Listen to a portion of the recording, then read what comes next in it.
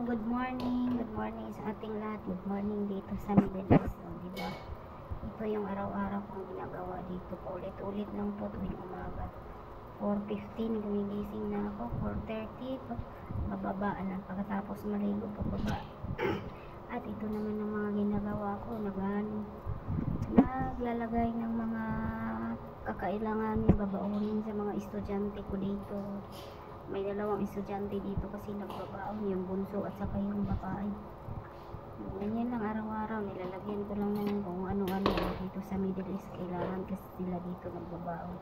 May lunch yan silang binabayaran doon. Kaso yung mga snacks kailangan pa talagang baonin. Yung bunso kailangan talaga magbaon yun kasi baby pa siya, 4 years old. Tsaka yung pangalawang babae, yun nagbabaon din siya kasi yung binabayaran ng nanay niya lunch lang. Yung lalaki naman namin ang binabayaran niya sa kasama sa tuition lunch at saka yung snacks. O diba magkaiba, kaya may lagi akong ginagawa dito baonan tuwing umaga. Lalagyan ko lang naman yan kung ano-ano, mga prutas, biscuit. Yan yung umpisa ko sa umaga, ganyan. Dami ditong dami nilang mga binabaon ginagawa ko dito kasi sa Middle East. Ganito lang pagising mo, minsan yung mga iba walang mga bata, kaya mga alas 6 gigising sila. Ako kay may mga bata akong pinapakain tuwing umaga, kaya lagi no choice pilit kang bumabangon para sa kanila, diba? Ganyan lang yung mga ginagawa ko tuwing umaga dito kasi kailangan silang baonin at saka kailangan maganda yung pagkakalagay kasi ini-inspect ng nanay. Yung nanay dito yung problema sa mga nagtatrabaho sa Middle East. Problema talaga yung babae kasi minsan maarte, saltikin ba sila, paiba-iba yung moody ba sila, paiba-iba yung mood nila. Kaya ganyan, kailangan talaga siyang i-arrange ng maayos at saka yung mga sinasabi kailangan tandaan kasi magagalit siya. Hindi naman siya totaling nagagalit, parang yung mga salita niya may naon pero may laman, nakakasakit ng damdamin. May damdamin, ay charot. Kuratan, kuyawan, kuratan punta no. May damdamin naman sila pero para lang sa mga pamilya nila. Pero para sa mga katulong nila, mga worker, mga wala yung mga walang mga puso o kuratan, diba? Na kuratan yun mga mag-aabro dito sa Middle East kasi wala silang damdamin para sa mga katulong. Yan talaga ang totoo reality dito, realidad. Bihira kang makakita ng amo na maawa sa katulong. Dito okay lang naman, nagtatrabaho ka, pakakainin ka nila, pero yung love or something wala talaga yan sila. Gumigising lang yan sila para sa pamilya, iniisip nila para lang sa mga pamilya nila. Pero otherwise yung mga member ng or mga sino pa mang katulong or something na iba sa bahay nila, wala. Chapwera didma. Kaya kailangan magtanda talaga tayo dito sa trabaho. Kasi number 1 nito ang kalaban yung mga babae. Super arte nila, hindi mo maintindihan yung ugali nila, paiba-iba, paulit-ulit, tas magagalit bigla. Yan, kailangan mo talaga mahaba-habang pasensya. Dito nga 11 years na ako, nag-adjust pa rin ako, super adjustment pa rin, para ka rin bago. Kasi paiba-iba nga yung mood. Di mo sila mag-gets, di mo maano. Pag sinasagot mo naman, mag-iiba yung mood nila, o diba? Wala ka talagang mapupuntahan.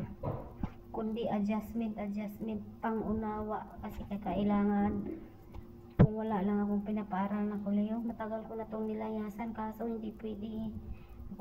Pwede naman siya layasan, kaso lang mag-iiba na naman, panibagong adjustment sa sahod.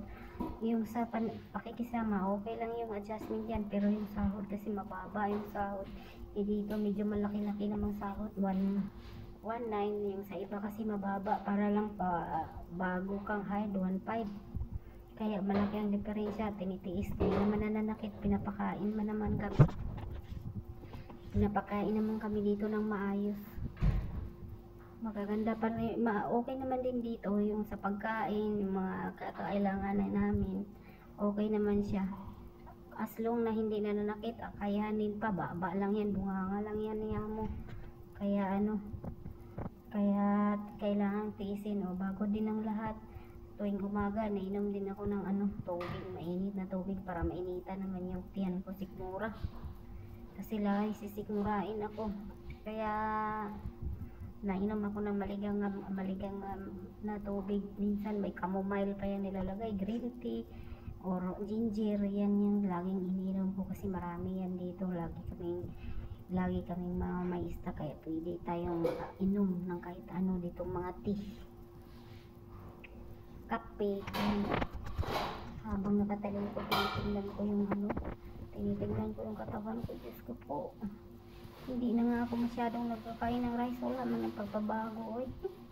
Kailangan ko ata itong masinsinang exercise. Diba? Mala sa daldal ko, malapit na akong matapos. Naglalagay na ako ng bread sa tinapay nung bunso namin. Kailangan siya lagyan ng tinapay, kaya pag walang tinapay, wala kasi siya ng doon, walang binabayaran na pagkain yung nanay, kaya hindi ko talaga yung magbaon ng tinapay. Pag wala yan ay magagalit yung nanay, diba? Ganyan lang yung umpisa, unawa, adjustment. Kailangan talaga yan dito, Diyos ko po. Pag wala ka, ay umuwi ka na lang. May mga iba dito, mga Pilipina, Pinay, pag pinapagalitan, nagagalit din. Sadya talagang magagalit ka rin talaga sa mga inaasar ng mga amo. Kaya lang, kung hindi mo ina-adjust, kung papatulan mo sila, wala tayong magagawa, wala tayong patutunguhan. Baka yun yung time na masasaktan ka pag hindi mo sila kailangang adjustan. Ako nga 11 years laging nag-a-adjust. Kasi moody yung mga amo ditong babae. Yung lalaki wala namang problema kasi lagi naman yung naalis. Yun lang yung babae kasi sila yung laging nasa bahay, lalo pagdating sa mga bata. Super arte. Kailangan mo talagang tandaan yung mga sinasabi niya, yung ayaw niyang gawin sa mga bata, yung mga pagkain, plato, diba? Lahat yan. Lahat kinukorek niya, plato, baso. Kung maano ka dyan, magkakamali, sasabihin niya yan. Tapos yung mukha niya mag-iiba na, hindi rin siya nananakit. Hindi rin siya nagmumura sa mga katulong, as in, hindi. Pero yung niya, yung hitsura niya, ay makita mo talaga yung hitsura na di maipinta. Ang mga bread dito pag nilalagay sa sa mga baunan, tinatanggalan ng gilid, diba? Ganyan talaga, tinatanggalan ng gilid, ayaw na kainin yung gilid. Nakakain naman siya, pero baby pa kasi, kailangan siya tinatanggalan sa gilid, diba?